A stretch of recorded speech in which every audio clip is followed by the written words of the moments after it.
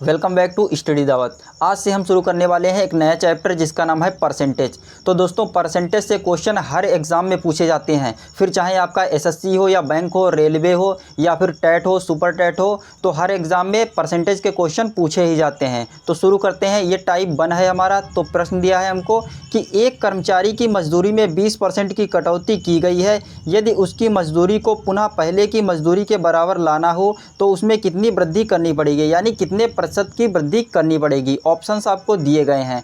तो देखिए, पहले हम इसको बेसिक से आसानी से समझ लेते हैं इस क्वेश्चन को। तो देखिए, मान लीजिए कि पहले कितना था, पहले जो मजदूरी थी वो कितनी थी, वो थी 100 रुपये। अब 20% की कटौती कर दी गई है तो मजदूरी कितनी हो गई है, तो अब हो गई है ये 20% की कटौती की। तो 100 का 20% जब उसमें से निकालेंगे तो कितना हो जाएगा, 80 रह जाएगा।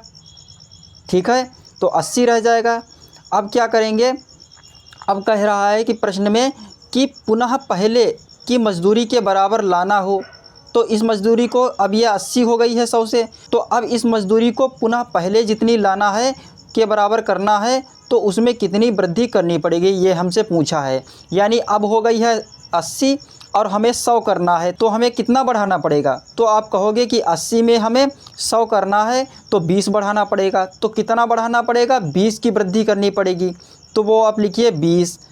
और किस पर होगी वृद्धि, तो यहाँ पे बच्चे अक्सर प्रश्न गलत करते हैं। तो यहाँ पर जो 20 की वृद्धि हो रही है वो 80 पे हो रही है। किस पे हो रही है, 80 पे हो रही है।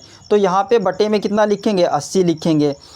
तो अधिकतर बच्चे गलती क्या करते हैं, बटे में 100 लिख देते हैं, जबकि लिखना चाहिए 80, क्योंकि वृद्धि हम पुनः किस पर कर रहे हैं, 80 पे वृद्धि कर रहे हैं। तो 80 पर ही वृद्धि कर रहे हैं 20 की, तभी तो हम 100 पे पुनः पहुंच रहे हैं। तो हम कितने की वृद्धि कर रहे हैं, 20 की वृद्धि कर रहे हैं। कितने पे कर रहे हैं, तो 80 पे कर रहे हैं। और मल्टीप्लाई में क्या हो जाएगा, आपका 100 हो जाएगा।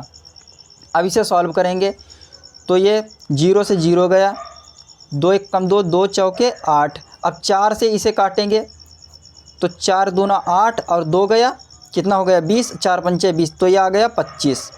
कितना आ गया, 25% आ गया। यही हमें वृद्धि करनी होगी। तो पहले जितनी मजदूरी हमें लाने के लिए क्या करना होगा, 25% की वृद्धि करनी पड़ेगी। तो ऑप्शन बी वाला जो होगा हमारा सही जवाब होगा क्या, 25%। तो देखिए, यहाँ पे हमको फार्मूला याद करने की कोई ज़रूरत नहीं है, क्योंकि फार्मूला जो होता है वो हम एग्ज़ाम में ज़्यादातर भूल ही जाते हैं। तो इस तरीके से आप इस क्वेश्चन को सॉल्व कर सकते हो। अब बढ़ते हैं हम अपने अगले प्रश्न की ओर। अगला प्रश्न है, एक वस्तु का दाम 10% घटाया गया, पूर्व मान में उसको पुनः लगाने के लिए नए दाम को कितने % बढ़ाना है। तो ये उसी टाइप का क्वेश्चन है जैसे हमने पहले किया था। तो इसको क्या करना है आपको, तो हमने मान लिया क्या, पहले कितने का था, तो पहले दाम था उस वस्तु का 100 रुपया था। ठीक है, अब 10% घटाया गया है, तो अब कितना हो गया है, अब हो गया है 10% घट गया। तो 100 का 10% कितना हो गया, 10, और 10 घट गया तो कितना हो गया, 90 हो गया है। अब हो गया है 90। अब क्या कह रहा है, अब कह रहा है पूर्व मान में उसको पुनः लगाने के लिए, यानी 100 रुपये में उसको पुनः लगाने के लिए तो हमें क्या करना पड़ेगा, तो 90 में 10 जोड़ना पड़ेगा। कितना बढ़ाना पड़ेगा, 90 में 10 बढ़ाना पड़ेगा। तो जितना बढ़ाना पड़ेगा उसे आप ऊपर लिखिएगा, कितना 10 बढ़ाना पड़ेगा। और किस में बढ़ाना पड़ेगा, तो 90 से। भाई 10 बढ़ाना पड़ेगा किससे, 90 से, तो बटे में हो जाएगा 90। कितना हो जाएगा, 90, और गुणा कर दीजिएगा 100 का। आपको पता चल जाएगा कि हमें कितने % बढ़ाना है। तो ये 0 से 0 गया, तो ये आ गया 100/9।